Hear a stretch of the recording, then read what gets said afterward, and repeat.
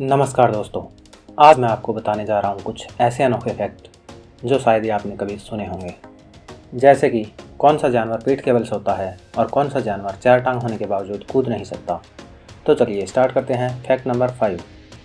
क्या आपने किसी पेड़ को बारिश करते हुए देखा है? जी नहीं, लेकिन मैं आपको एक ऐसे ही पेड़ के बारे में बताऊँगा जिसे बारिश करने वाले पेड़ के नाम से जाना जाता है। अफ्रीका के गर्म क्षेत्रों में समानी सुमन नाम का यह पेड़ पाया जाता है, जो दिन के समय अपनी फलियों में पानी को इकट्ठा कर लेता है और शाम को घनी वर्षा के रूप में उस पानी को ज़मीन पर गिरा देता है। उस क्षेत्र में बसने वाले लोगों के लिए यही पानी का साधन है। इस पेड़ को वर्षा करने वाले पेड़ के नाम से भी जाना जाता है। यह पेड़ आमतौर पर 15 से 25 मीटर की ऊंचाई और 30 मीटर के व्यास तक फैलता है। बारिश के मौसम में और शाम को इसके पत्ते मुरझाते हैं, इसलिए इसे बारिश करने वाले पेड़ के नाम से जाना जाता है। Fact number 4। भारत का मोलाई फॉरेस्ट एक ऐसा जंगल है जिसे भारत के एक अकेले आदमी ने 1360 एकड़ भूमि पर लगाया था। इस जंगल को बनाने में उसे 30 साल का समय लगा था। 1963 में जन्मे जादव मोलाई पायेंग एक पर्यावरणविद हैं, जिन्हें लोकप्रिय रूप से फॉरेस्ट मैन ऑफ इंडिया के नाम से जाना जाता है। कई दशकों के दौरान उन्होंने ब्रह्मपुत्र नदी के एक रेतीले मैदान पर पेड़ लगाए और उसे जंगल में बदल दिया। उन्होंने अपनी मेहनत और दृढ़ इच्छाशक्ति से केवल मिट्टी और कीचड़ से भरी जमीन को फिर से हरा भरा कर दिया। यह जंगल माजुली द्वीप पर स्थित है और इसका नाम अब उनसे प्रेरित होकर मोलाई वन रख दिया गया। यह असम भारत के कोकिलामुख के पास स्थित है और इसमें लगभग 1360 एकड़ का क्षेत्र शामिल है। 2015 में उन्हें भारत के चौथे सर्वोच्च नागरिक पुरस्कार पद्म श्री से सम्मानित किया गया था। Fact number 3। दुनिया में सभी प्राणी सोते जरूर हैं, कोई कम तो कोई ज़्यादा, लेकिन सोने के बारे में भी एक रोचक तथ्य आपको बताने जा रहा हूँ कि कोई भी प्राणी पीठ के बल सोने में सक्षम नहीं है। कोई भी जानवर पीठ के बल नहीं सो सकता। केवल मनुष्य ही एक ऐसा प्राणी है जो कि पीठ के बल सोता है। Fact number 2। अगर दुनिया की सारी मधुमक्खियों को मार दिया जाए तो क्या होगा? मधुमक्खियाँ अनाज को पैदा करने में सहायक होती हैं।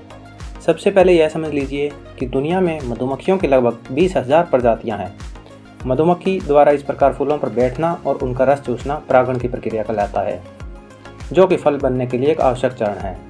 मधुमक्खी जब फूलों पर आकर बैठती है तो वह फूलों का रस चूसती है, जिससे कि वह शहद का निर्माण करती है और उसी दौरान परागण उसके पैरों, पंखों आदि में चिपक जाते हैं, जिससे कि परागण की प्रक्रिया होती है।